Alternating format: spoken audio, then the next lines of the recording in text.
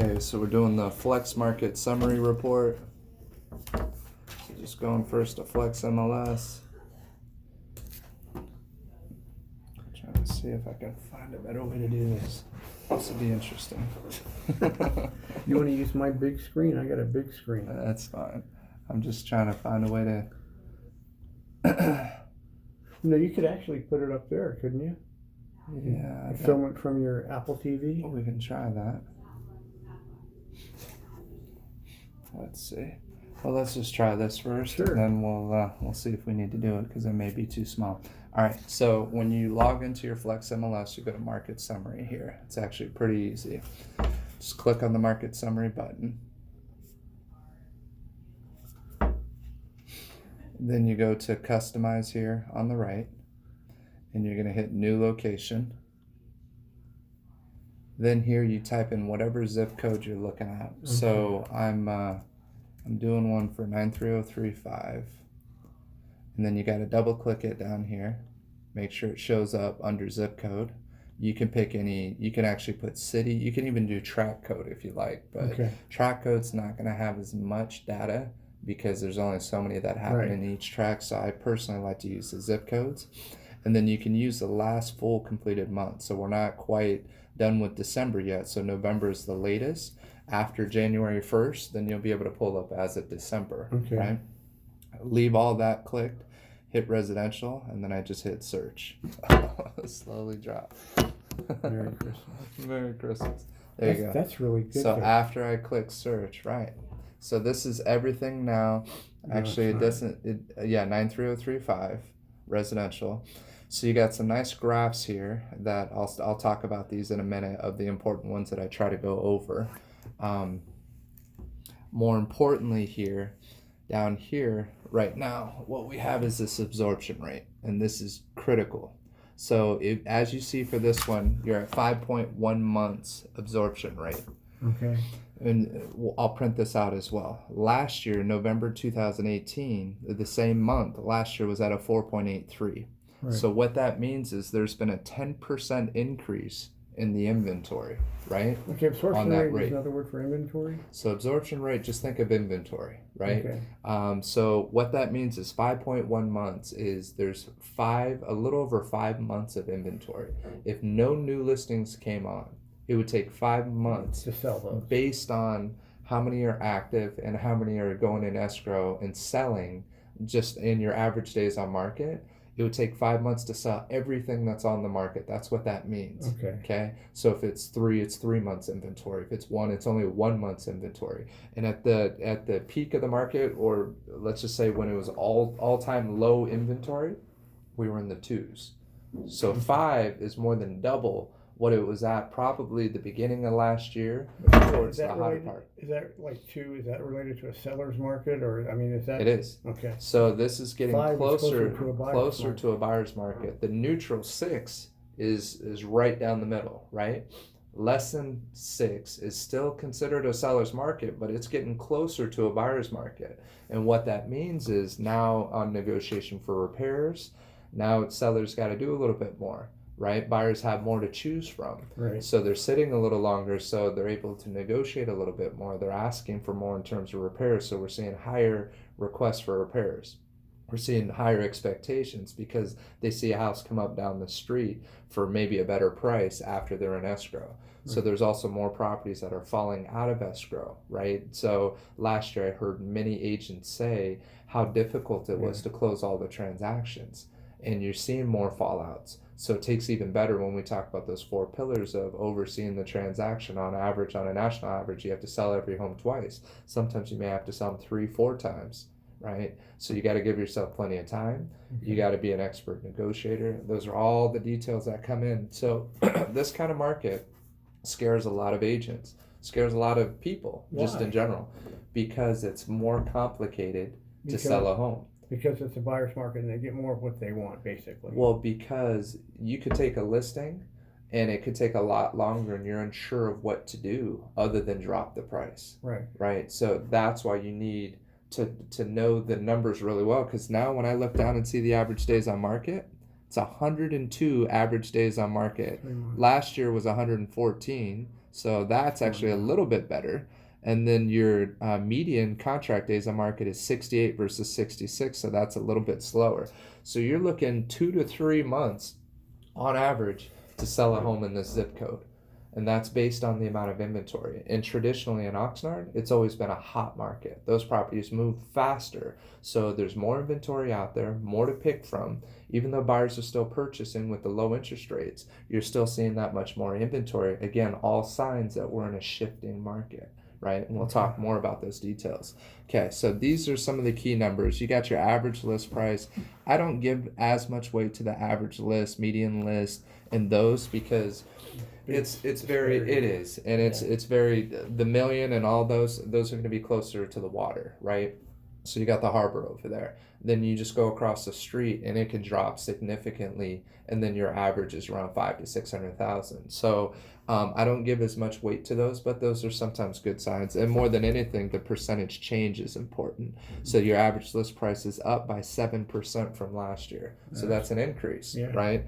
And then it's up by 20% for your median list price. But again, what we care about is the average sales price, which is down 12%. And then also down 22%. So those are bigger. So that's the sold. The median sales price went from 580, was at 750 last year. Now it's at 585. So which tells you that it's a lower price point in terms of what people are buying. So the buyers are buying around 600,000, not around.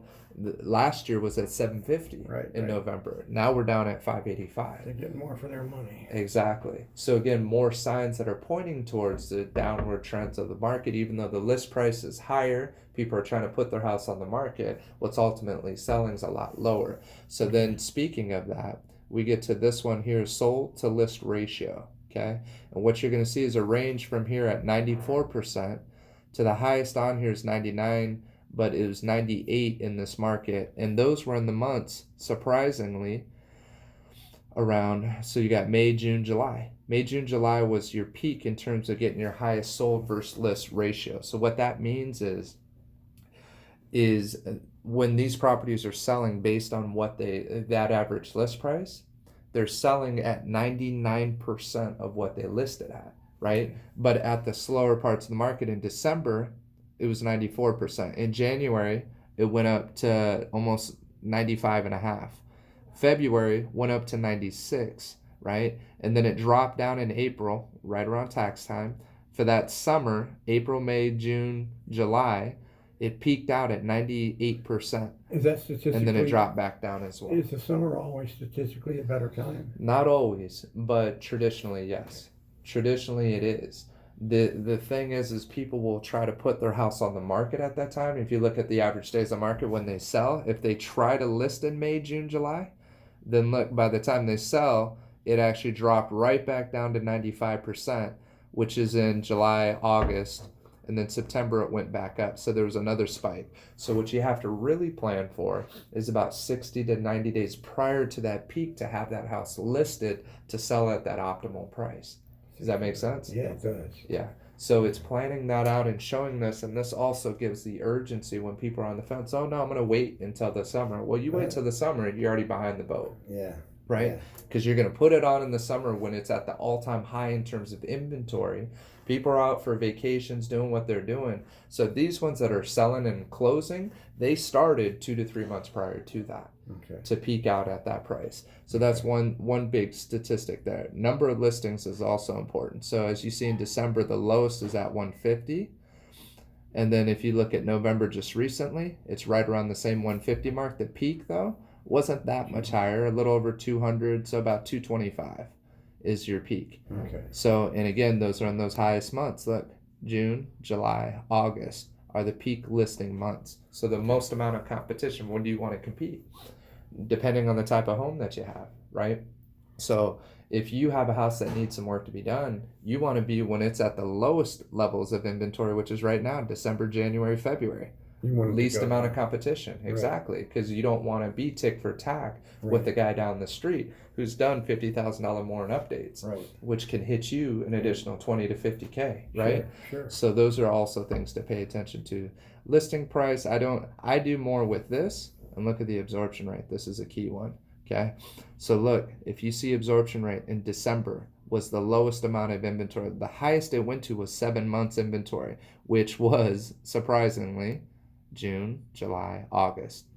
Wow. Most amount of inventory, just like we said. It's always in the So summer. everybody puts it on in the summer. So why would you want to compete in the summer, especially if you have some things that need to be done to your house? You need to be out there with the least inventory. Exactly. Okay. So, but you can see the advantage of that towards the beginning of the year here. And, you know, if I hope I remember this because this is spectacular. I'm recording stuff. it, Oh, so okay. yeah, I'll share this with But you. this is spectacular for a listing presentation. It's huge. Yeah. So the I mean, few you're things, giving them the numbers, they right. can't argue. And the few things I'm going to talk about when you prepare for the listing presentation, all you ultimately need, you need this. You need the Flex Market Summary Report. For me, it's one of the most critical things that I have every time I do a listing presentation. You need to have the listing agreement. You need to have a CMA, just a one-line CMA. It doesn't have to have all the pictures, just a black and white CMA. And you want to have 3 of the top sales, most recent top sales, and then you want to ideally have 3 if you can, pending. Active isn't necessary. Active, I used to put too much emphasis on. It's not necessary because you got people all over the place. What you care about is what is sold and what's in escrow, and then also what I'll throw in there is 3 canceled or expireds. And I want to know the numbers of, okay, if there were 34 homes for sale that tried to sell at this price point, how many canceled and expires? And in Newbury Park, it was 17, half of them. Wow. And their average days on market was about the same.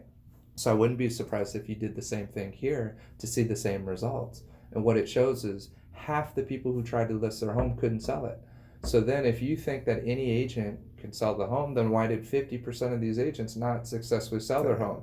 Good. And then you pull your stats up that you've sold every home that you've listed, right? Yeah. Every single one of them.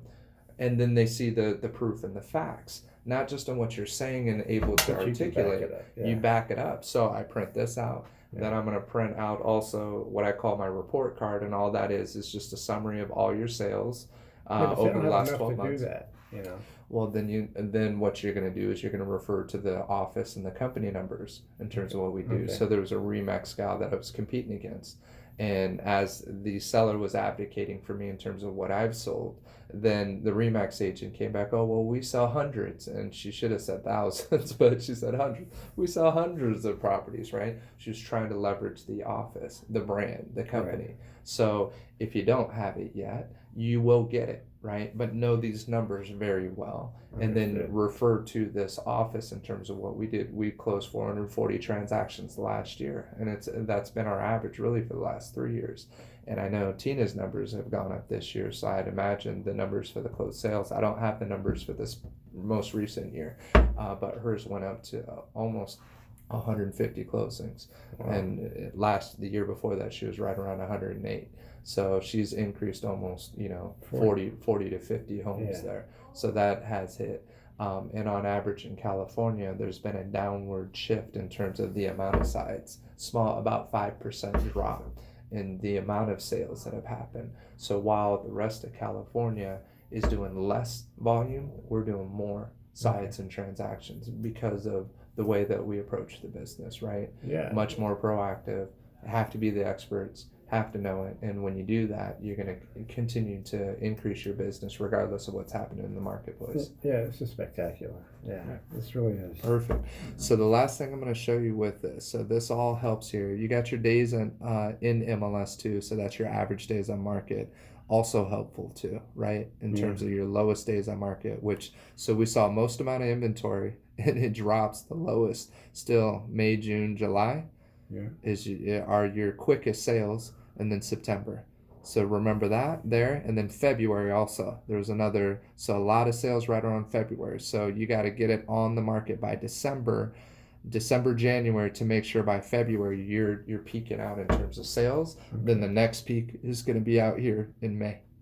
So these are all things I'm going to go over when I do my listing presentation. And it's big. Then down here, what you get to is each specific price point, which I love, right?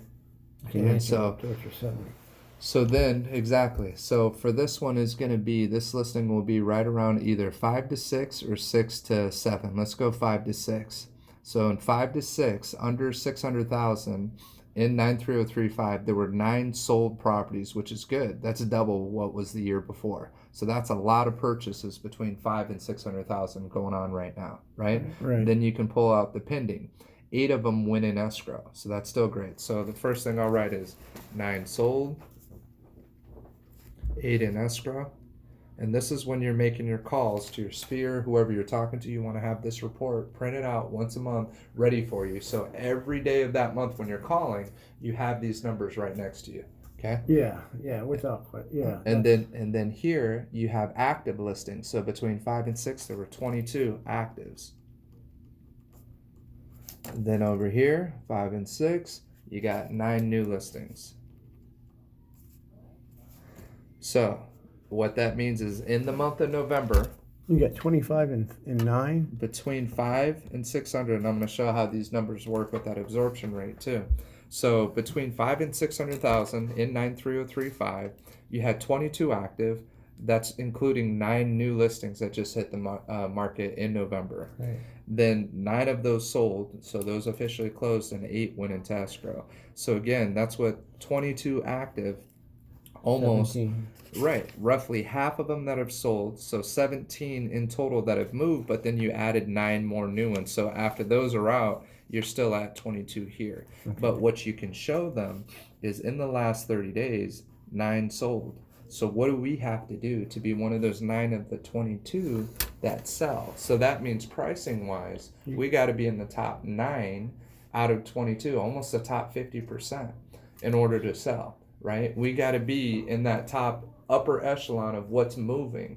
So just getting these numbers will also help you just as you're working with them to show them, okay, look, where we're priced at right now, we're ranked about 13th or 14th. We need to get in that top 9, right, to be an official close. And this is how we're going to do it based on price as we set it up. So it's knowing what's happened over the last 30 days is critical too. It is. That's So you pull this up and you can do it for any price point. You can go to $1 million, you can go down, to the lower price points, 4 to 5, and get those numbers. And again, gives you all good rough numbers to work off of here. And you can pull it up in a as well as what do you call it, the neighborhood code, the track codes. You can do the track code, but the track code you're gonna see it's a little bit more sporadic, at least in terms of these. You got enough data to see really the curves and the trends. But when you do the track, you can do it. I've just done it, and it's much more boxy because there's just less data. Right. So you can do it. This is more effective for me. Okay. You try the track and you'll see what I'm talking about. But these numbers give me better marks because I'm talking about the whole zip code, and it helps me put it in perspective when I'm speaking to people. But yeah, no, just critical things here. This is great stuff.